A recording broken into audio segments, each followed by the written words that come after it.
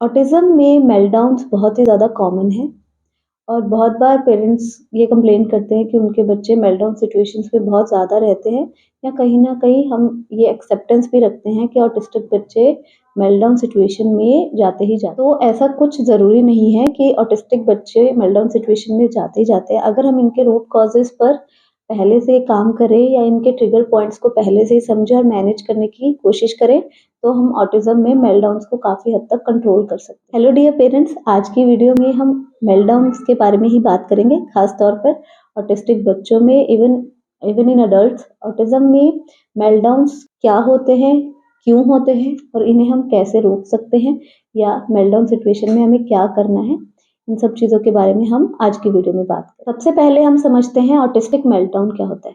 ये एक intense response है जो कि ऑटिस्टिक बच्चों में या पर्सन्स में जब वो किसी स्ट्रेस, एंजाइटी, सेंसरी ओवरलोड या तनाव में होते हैं, जब वो ये बहुत ज़्यादा फील कर रहे होते हैं, तो वो जो रिस्पॉन्स देते हैं उसे हम ऑटिस्टिक मेल्टडाउन बोलते हैं।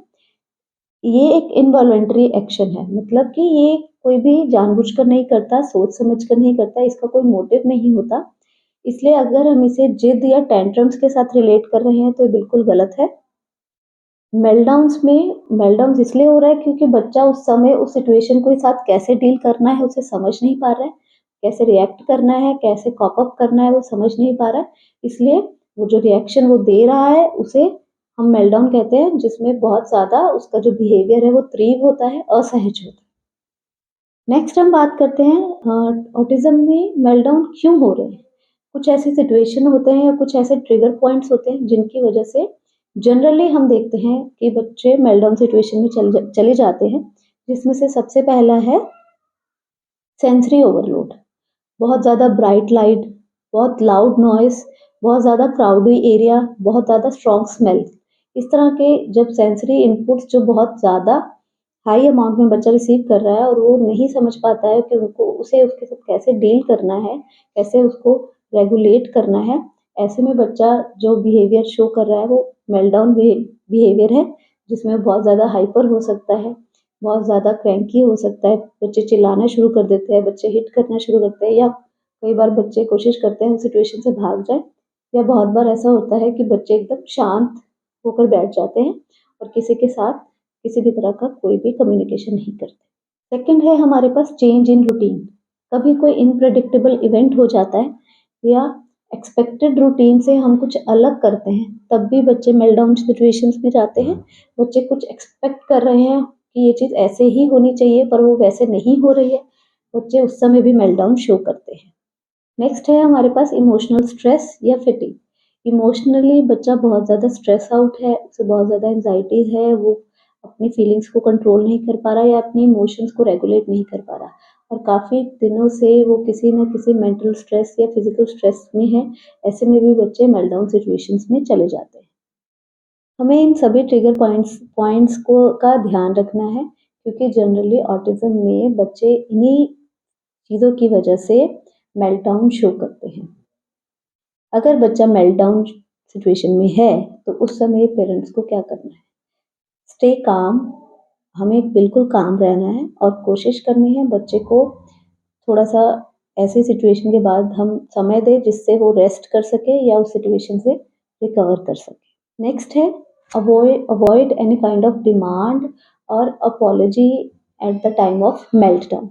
जब बच्चा मेल्टडाउन सिचुएशन में है, उस समय हमें उसके साथ किसी भी तरह का तर्क नहीं करना, उसके साथ किसी भी तरह की ज़्यादा डिमांड नहीं करनी है या उससे किसी भी तरह की अपॉलजी एक्सपेक्ट नहीं करनी है, ना ही उसे इस तरह की किसी चीज़ के लिए फ़ोर्स करनी है। उस समय हमारा गोल सिर्फ़ इतना होना चाहिए कि हमारा बच्चा सेफ़ हो और जल्दी से जल्दी उस सिचुएशन से बाहर निकले। इसके साथ हम यूज़ कर सकते हैं कुछ कामिंग टेक्निक्स। हम बच्चे के साथ कामिंग टेक्निक्स या स्ट्रेटजीज़ अप्लाई कर सकते हैं, लाइक डीप प्रेशर। हम हेवी ब्लैंकेट यूज़ कर सकते हैं अगर बच्चा रेस्ट कर रहा है, जिससे बच्चे को डीप प्रेशर मिलता है। साथ ही साथ हम ब्रीदिंग एक्सरसाइज़ेज़ भी कर सकते हैं, प्रोप्रियोसेप्टिव एक्टिविटीज़ कर सकते हैं जिससे बच्चे काम होते हैं, और सिंपली हम उन्हें एक स्पेस दें ताकि बच्चा नॉर्मल हो सके और उस सिचुएशन से बाहर निकल सके। अब हम बात करते हैं फ्यूचर में हमें मेल्टडाउन्स को किस तरह से अवॉइड करना है। फर्स्ट है हमारे पास know about the trigger points. अगर हमें पता है बच्चे के ये ट्रिगर पॉइंट्स है, बच्चा इन इन सिचुएशंस में मेल्ट डाउन शो करता है, तो हमें कोशिश करना है कि उस सिचुएशन को मिनिमाइज करे या मैनेज करे, ताकि बच्चा डायरेक्टली मेल्ट डाउन सिचुएशन में नहीं चला जाए। सेकंड है हमारे पास प्रिपेयर फॉर द चेंजेस। हमने बात की है बच्चा कई बार इनप्रेडिक्टेबल या रूटीन चेंज होने की वजह से भी मेल्ट डाउन शो करता है, तो ऐसे में हम बच्चे को पहले से ही रेडी कर सकते हैं जो भी चेंजेस होने वाले हैं उनके लिए, ताकि बच्चा एकदम से कोई सडन चेंज होने की वजह से एंशियस ना हो, स्ट्रेस आउट ना हो और मेल्ट डाउन सिचुएशन में ना चला जाए। Provide sensory support. अगर बच्चे में सेंसरी इश्यूज हैं, बच्चा सेंसरी ओवरलोड की वजह से मेल्ट डाउन सिचुएशन में बार बार चला जाता है, या फिर हमें वैसे भी पता है इनिशियल टाइम में भी कि बच्चे में सेंसरी इश्यूज प्रेजेंट है, तो ये हो सकता है कि फ्यूचर में अगर हम उन सेंसरी इश्यूज पर काम ना करें तो बच्चे सेंसरी ओवरलोड की वजह से मेल्टडाउन सिचुएशंस में चले जाए। तो ऐसे में हमें बहुत इंपॉर्टेंटली इन सेंसरी इश्यूज पर काम करना है। Occupational therapy, sensory integration therapy बहुत ज़्यादा इंपॉर्टेंट है आपके बच्चे के लिए, और इससे हमें काफ़ी हद तक हेल्प मिलती है उसके सेंसरी प्रॉब्लम्स को मैनेज करने में। तो अगर हम ऑक्यूपेशनल थेरेपी ले रहे हैं या एसआई थेरेपी ले रहे हैं, तो हम अपने थेरेपिस्ट के साथ उसके सेंसरी इश्यूज को डिस्कस करें और कोशिश करें उनकी वजह से हमारा बच्चा इस तरह की सिचुएशन में ना जाए। लास्ट है हमारे पास सेल्फ रेगुलेटिंग टेक्निक्स। अगर हमारा बच्चा की अंडरस्टैंडिंग बेटर है, वो चीज़ों को समझता है, तो हम इस चीज़ के ऊपर काम कर सकते हैं। हम बच्चे को डीप ब्रीदिंग एक्सरसाइजेस बता सकते हैं, हम कुछ कम्युनिकेशन टूल्स का यूज़ कर सकते हैं जिसकी हेल्प से हम बच्चे की नीड्स को समझ पाए। बच्चा अपनी, अगर बच्चा डायरेक्ट वर्बली हमें नहीं बता पाता है, तब हम इन टूल्स की हेल्प से टूल्स को यूज़ कर सकते हैं जिससे बच्चा अपनी जो भी नीड है उन्हें हमारे साथ कम्युनिकेट कर सके और अपनी ज़रूरतों को हमें बता सके। अगर हम मेल्टडाउन्स को समझेंगे, स्पेशली उनके ट्रिगर पॉइंट्स को समझेंगे, तो हमारे लिए आसान होगा इसे मैनेज करना। और इनिशियली अगर पेरेंट्स को पता चल जाता है कि उनके बच्चे को ऑटिज़म है, तो कहीं न कहीं हमें शुरुआती दौर में ही ध्यान रखना है कि हमारे बच्चे के लिए ये सब प्रॉब्लम्स ज़्यादा बड़ी ना हो। और अगर हमारा बच्चा इन सब में से किसी भी प्रॉब्लम को ज़्यादा फेस करता है, तो हमें इनिशियली ही उन प्रॉब्लम्स के ऊपर काम करना है या अपने थेरेपिस्ट के साथ डिस्कस करना है, ताकि इन फ्यूचर हमें मेल्टडाउन जैसी सिचुएशंस को फेस ना करना पड़े।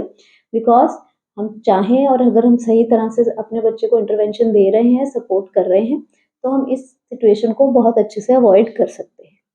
अगर आपका बच्चा भी ऑटिज़म से डायग्नोस्ड है और आप अपने बच्चे को सपोर्ट करना चाहते हैं इन ऑल पॉसिबल वेज़ और उसे की हेल्प करना चाहते हैं और चाहते हैं कि आपको राइट गाइडेंस मिले, राइट इंटरवेंशन मिले, ताकि फ्यूचर में हम और अच्छा प्रोग्रेस कर सकें और हमारा बच्चा काफ़ी हद तक एक नॉर्मल लाइफ में इंटीग्रेट हो सके। तो आप हमें कॉन्टैक्ट कर सकते हैं। हमारी डिटेल्स आपको डिस्क्रिप्शन बॉक्स में मिल जाएगी। हमारा गोल यही है कि हम बच्चे को एक सेफ और नर्चरिंग एनवायरनमेंट दें और साथ ही साथ थेरेपेटिक हेल्प जो भी हमारे बच्चे के लिए नीडेड है, उसे सही तरीके से हम हमारे बच्चे के साथ यूज़ करें, ताकि हम हमारे बच्चे की ग्रोथ और बेटर हो, उसके पोटेंशियल्स को हम सबसे ज़्यादा यूज़ कर सकें और उसके जो भी प्रॉब्लम्स हैं उनको जितना हो सके उतना मिनिमाइज़ कर सकें।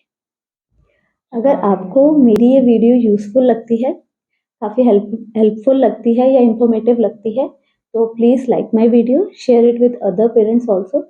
You can also subscribe my channel for more informational videos. Thank you for watching.